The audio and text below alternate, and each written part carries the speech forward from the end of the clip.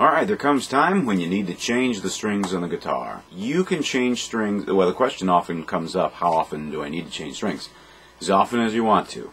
You can change strings every week for optimal performance of your guitar, but if you're a beginner, you really don't need to change strings very often at all. All that happens with time is your strings start to get a little maybe rusty, a little corroded on the outside. The oils from your fingers start to wear on the strings. There's certain strings that you can buy that will prevent this from happening, but they often, at the cost of length of time of use, comes shininess of sound or brightness of sound. So there's a compromise on what strings you want to buy. Now, do you have to buy the top kind of strings, the most expensive kinds, Martins or whatever? No, you don't have to buy really the top brand at all. Until you get to that point where, hey, I'm a great guitar player and I want the best sounding strings. If that's the case, yeah, absolutely. But today we're just going to show you how to change strings basic way, using some inexpensive strings. This is Musician's Friends. I don't even know if you can see that. I get a little shine in the glare there. Musician's Gear, I'm sorry. It's a very inexpensive set of strings. These are 6 of them here.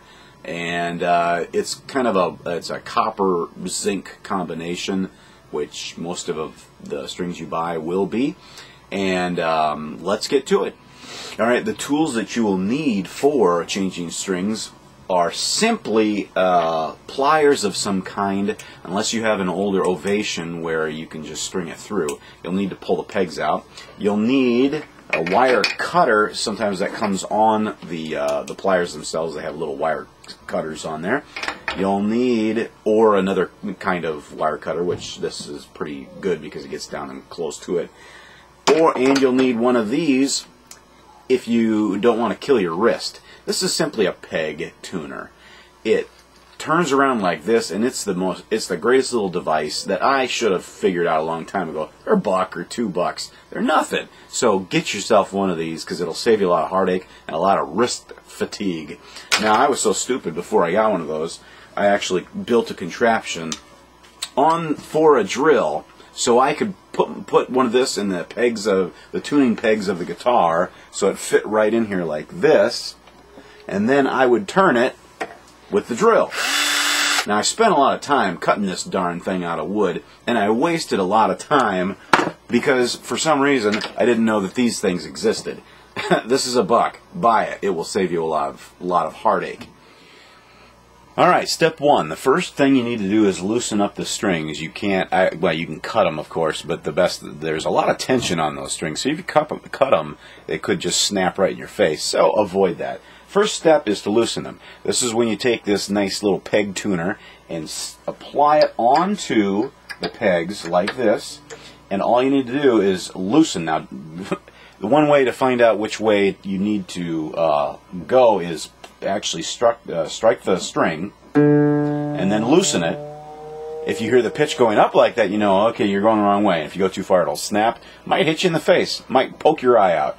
So don't do it. There you go. That's how you do it. Find it which way it is and just go like this until it's nice and loose and you have absolutely no tension on the string anymore. Okay? Do the same thing with the other ones.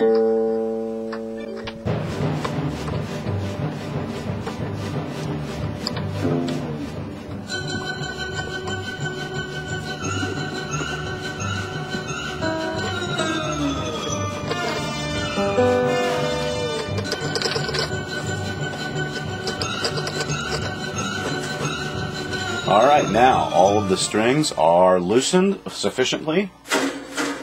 You have absolutely no tension, so the next step is to take the pliers and pull the pegs out. These little pegs down here work on physics. They push the string against the wood of the bridge and force it to stay in place by sheer friction. So what we're going to do after we've loosened these up and they're nice and loose, we can just pull them out with the pliers. Sometimes some of the other ones you can pull out a whole lot easier with other means, but right now the pliers is the best way to do it. And you just wiggle it a little bit, pull it up. Okay, this one's a little stuck. There we go, and it comes out just like that. And the string is loose. Same thing with the next one.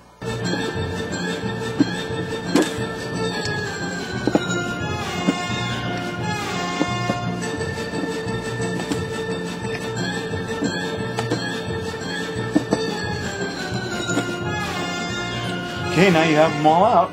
Just do a little loose pulling and you got them out. Now simply just get the strings off of the tuning pegs themselves, pull them out, just like that.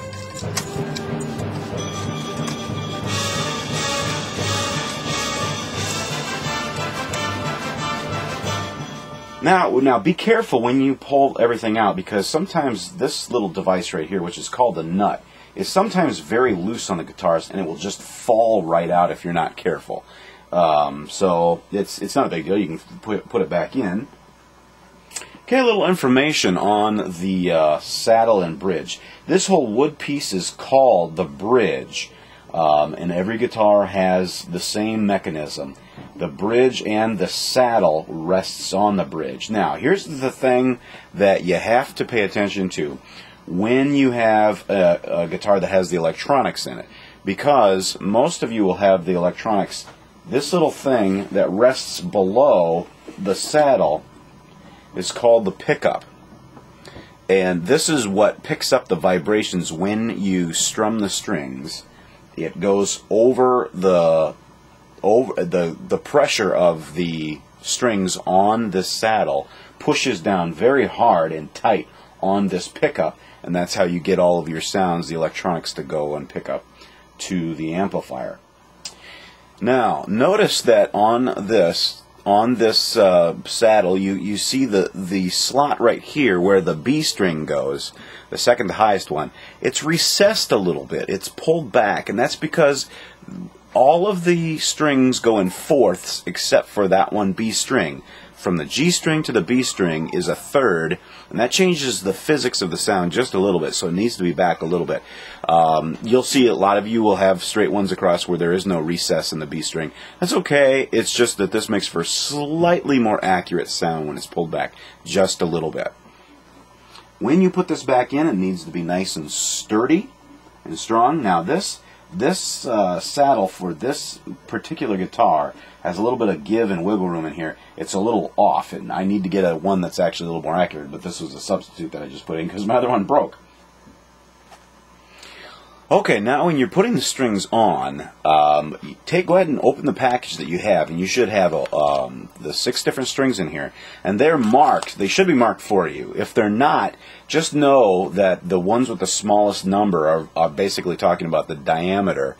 Yeah, there we go. The ones with the smallest number are about the diameter, so the shortest, the smallest number means this is the first string, the highest string. This will be the E string, and notice the next one will be the second, and the diameter's bigger, 16th instead of a 12th.